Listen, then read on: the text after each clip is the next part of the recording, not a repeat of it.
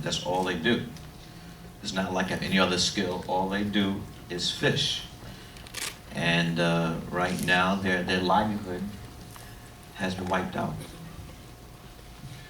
One of the other things that I think we saw in the documentary that you touched on, I remember being down there on the beaches when BP was in charge of the cleanup, and we were trying to get down to the beaches, and I remember one of the sheriffs said, no, BP has closed this beach. And I remember thinking, who the hell is BP to close a beach? This is a public beach. How can a company close the beach? And I ran into this guy who was an ex-Special Forces military guy who was in charge of security with the cleanup crews. And I said, man, what is a Special Forces soldier doing down here providing security for some people cleaning up a beach? Were you surprised at the amount of control that had been handed to BP after this disaster? Well, I was surprised at first, but then I knew what the scoop was. As I forgot who said it, the oil and gas industries, they make more money than any other company on this planet. And they pay off people. They pay off governments. They pay off politicians. And BP was running things. They were telling, even though Lisa Jackson tried to get around the question, the fact was, when she sent the letter to BP saying you have to stop using Corexit, they literally said, hell no, fuck you, we're going to use it. They were telling EP what to do. EP was telling FAA who could fly over the oil spill. EPA was cahoots with DADA and the Coast Guard. They were limiting people who were trying to get to the spill. Of course, they were saying it was for safety, but many people disagreed. They didn't want the press to be there. And one of the main reasons why these corrects it, because their strategy was this: if we get the oil below the surface, can't see it.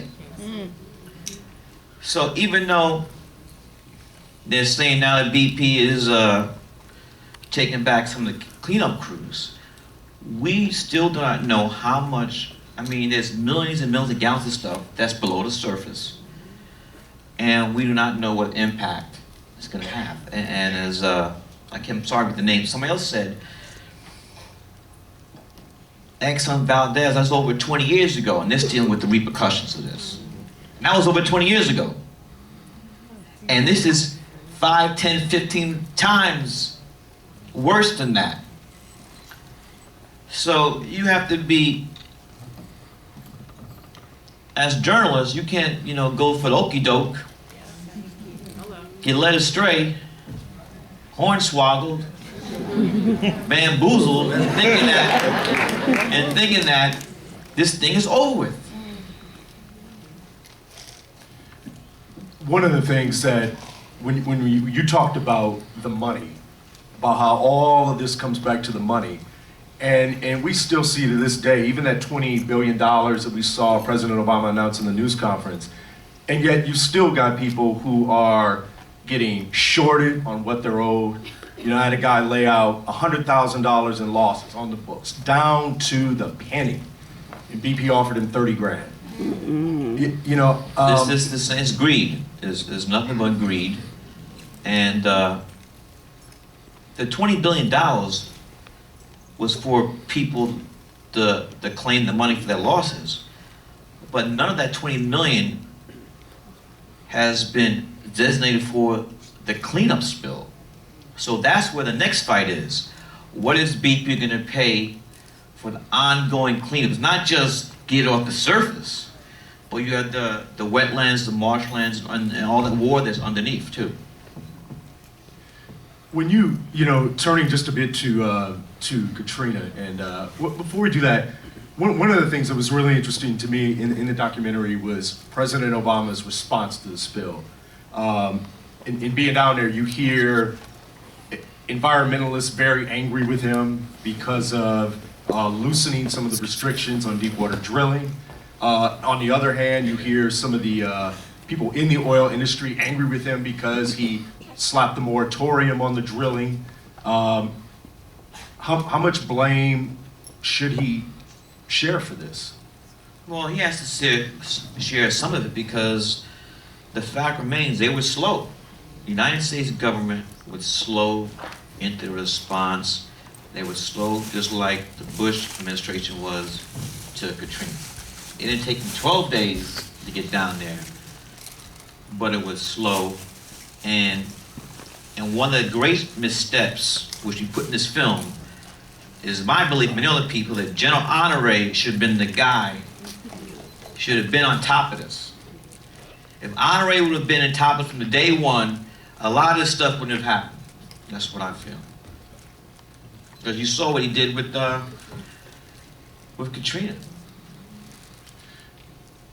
Why, when you look at President Obama's response, having the model of what went wrong under George W. Bush, what do you think some of his calculations were in trying to deal with this? Here's the problem. He got Rahm Emanuel and all these boys from Chicago giving bad advice, and there's nobody in the circle except Valerie Jarrett could tell him what's happening. Just like this thing with Sherrod. People were trying to call the president and say, look, this is the wrong move. But nobody could get a phone call in until after they fired the lady. So he's surrounded with these guys, the Chicago Mafia, and nobody can get a word in. And anything that's dealing with race, they're like, nah. Squash that. You know, so that's what I feel. You know, in staying on the whole thing with blame, you touched a lot in just the short amount that we saw on Ray Nagin. You know, what Ray Nagin's legacy is going to be today, 5 years, 10 years, 20 years from now. I know, and there are parts that we didn't see in this, but that will come out later. When you look at Ray Nagin, when you look at Michael Brown, and truly in hindsight, to be able to look back 5 years ago, were the wrong people blamed for the response to Katrina? Were there figureheads put out to blame that Yeah, really... what's the guy's name was head of FEMA? Him. Yeah. Oh, him. Yeah, we get him in this film. You can see that part. He was responsible for a whole lot of pain, hurt, and death. And I don't think history, in my opinion, I don't think history's gonna look too good on Nagin either. And I was really exasperated by what he did in his second term of office. One other thing that struck me was in watching and seeing some of the images again, and being down at the convention center, seeing people living in piss and shit, and babies crying dirty for days and days and days. And I remember walking through there and people screaming, like, where are you, Ray Nagin?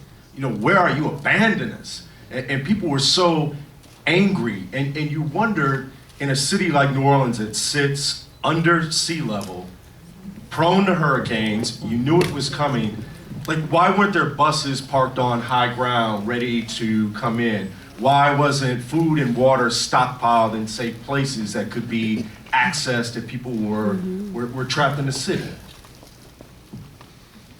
It was missteps, and as you saw, my question to Nagin was, I said, we cut my question out, but the question was, what was the one thing you wish you could have done over? That's when we talked about the